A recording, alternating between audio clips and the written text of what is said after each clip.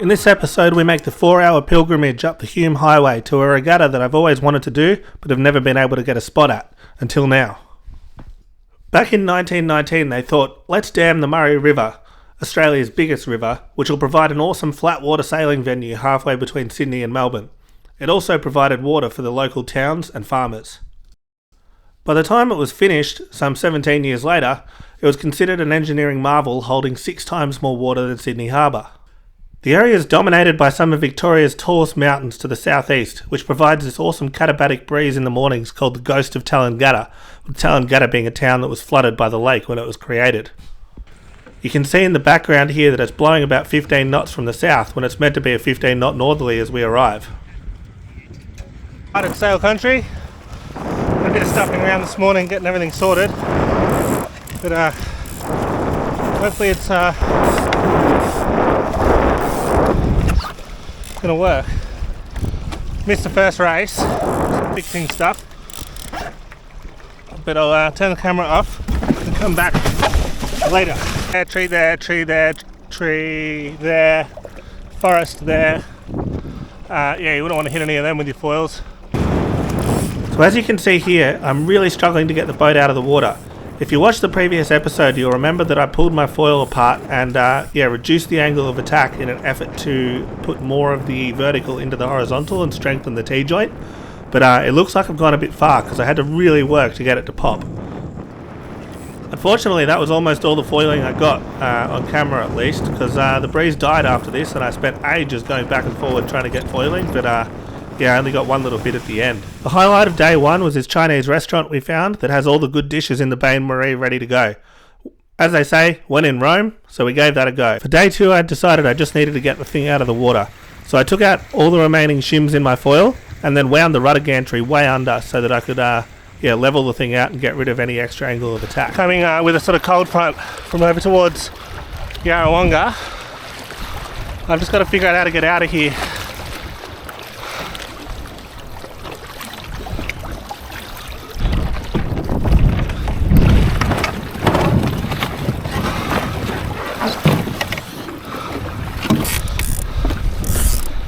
Oh, big knock.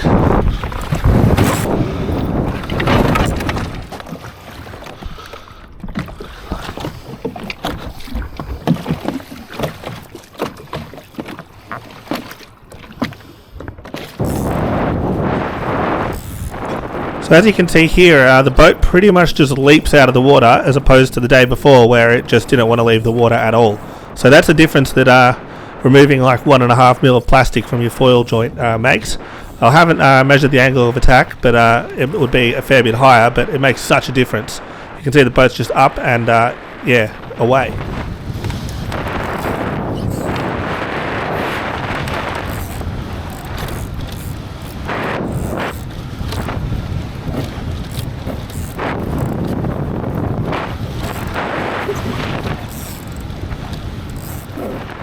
So yes, I do need way more vang, as I'm sure someone will point out. Unfortunately, that little lever I've added to the bottom of the boom has made it pretty hard to get enough travel, so I'll have to get my multi-tool out this week and cut that off.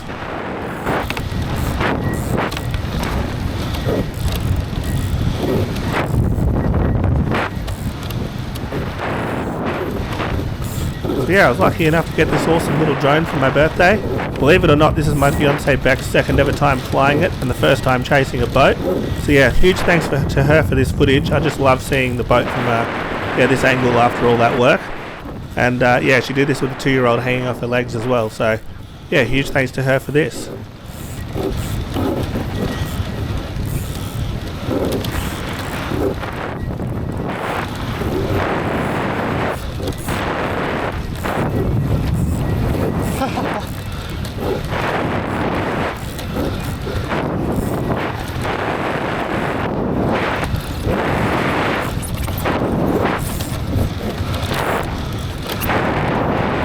And yeah, as you can see, just because you have a really cool boat and a YouTube channel doesn't mean you can tack. Starting to rain a bit. Look at those clouds, they're pretty epic.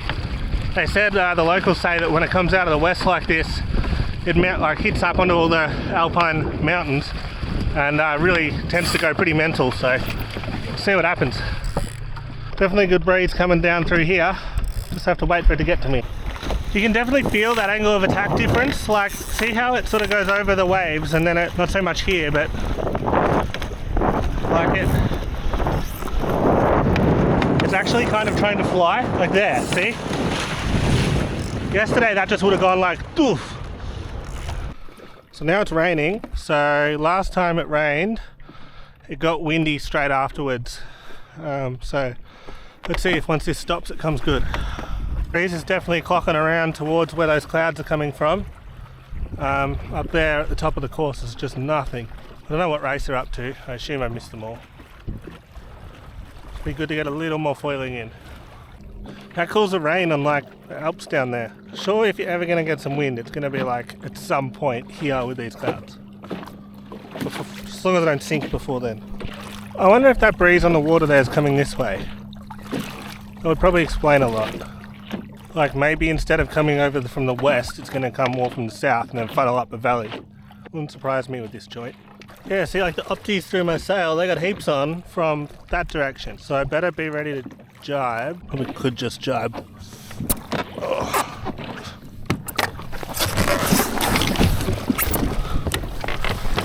Alright, come on breeze. I'm hoping the trees stop like here. If I get up, I'll just bear away. Oh.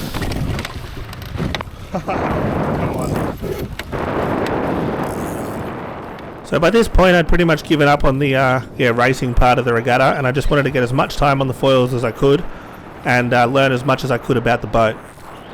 Luckily for me, by this point the Flying Dutchmen were about to finish, and I was already almost past the opti course, so I was able to get in some awesome runs as this really cold breeze came in over the mountains.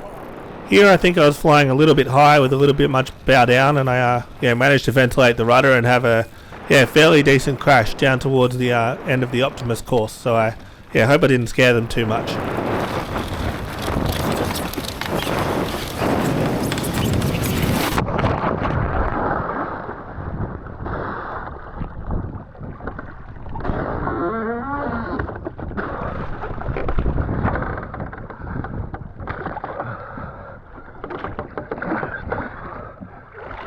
Probably flying a little high.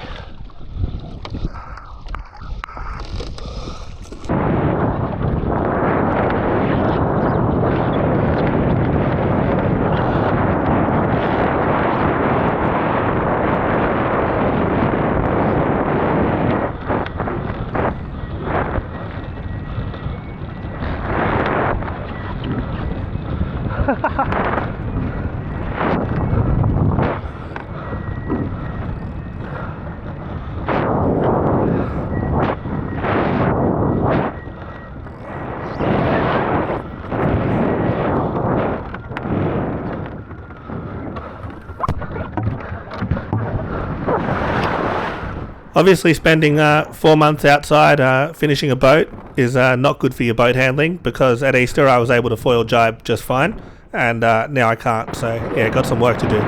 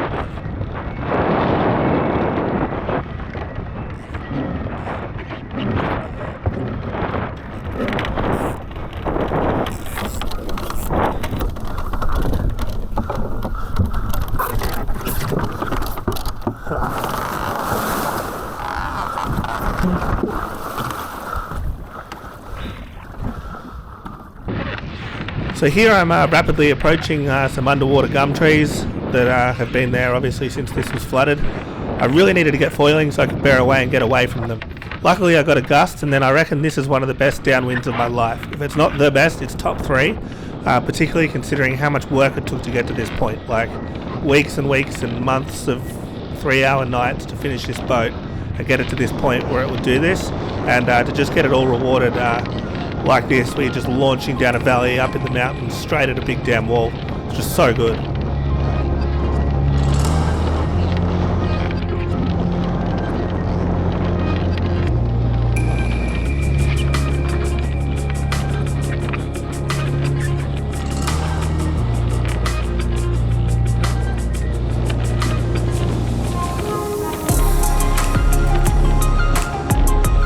Uh-oh. Wow.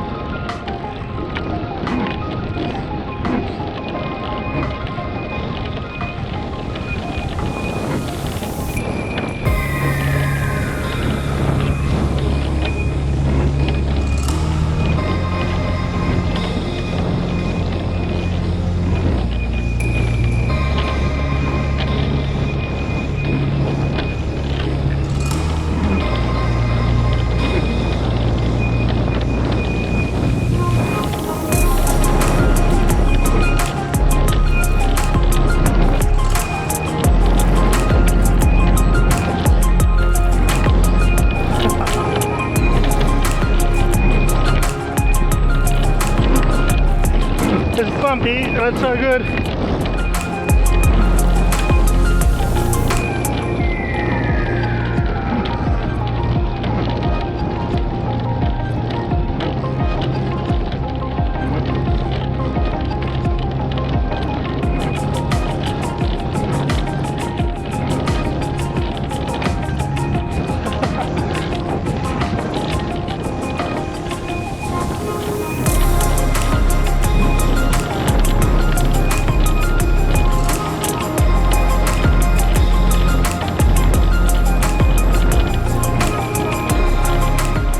So here I might be the first ever moth sailor to ventilate their rudder going 20 plus knots downwind and then get launched from one state into another.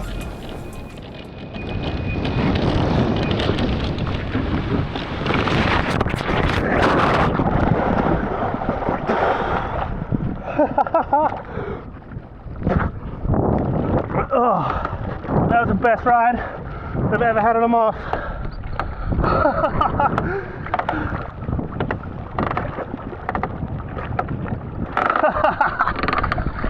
Yes. That was insane. Like you just like bow down and just banging it and you look at the leeward wing and it's like boom, boom, boom. All that work worth it. Best $100 I ever spent. I broke my hiking straps off. Oh. Wow. How hard did I come out of that? 4 months of work just for that. I think right here is actually the border between Victoria and New South Wales. So I think that part's the Murray River. Which flows like, it's the biggest river in Australia. And I just crashed smack bang in the middle of it. Look, an international canoe. I've never seen one in real life for like 15 years. That is very cool.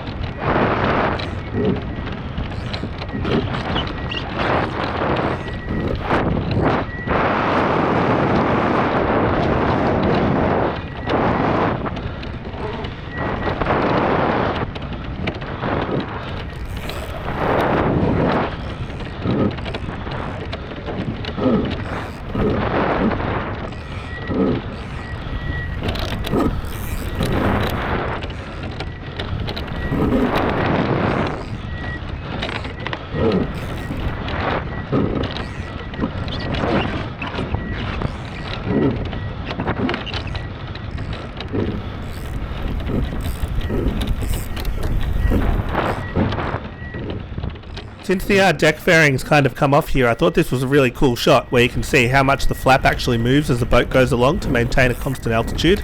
So yeah, I thought I'd just include that there. So yeah, basically that was the end of the regatta.